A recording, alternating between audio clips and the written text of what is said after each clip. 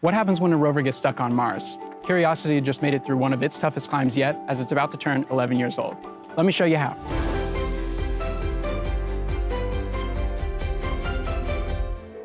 Here in the Mars yard, test rovers try out terrain that the actual rovers on the red planet have to deal with.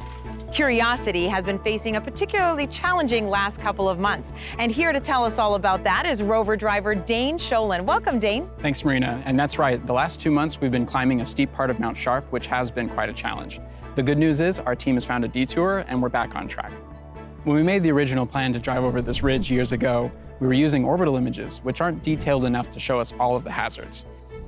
It was only when Curiosity got close and took images of the area that we could see just how much of a challenge it would be. It's like the difference between Google Maps and Street View.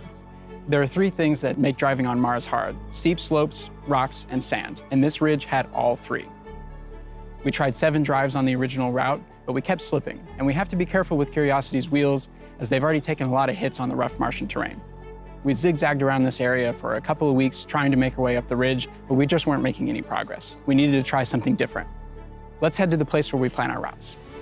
From testing to actually planning the rover drives, how did you come up with a new route? Well, there's actually a team of us that plan our routes, which can be tricky. We're essentially off-roading because there's no roads on Mars, yet.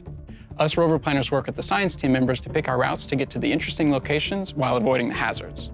After so many faulted drives on this particular route, we knew we needed to pull the plug and find an area nearby with lower slopes, less sand, and fewer boulders.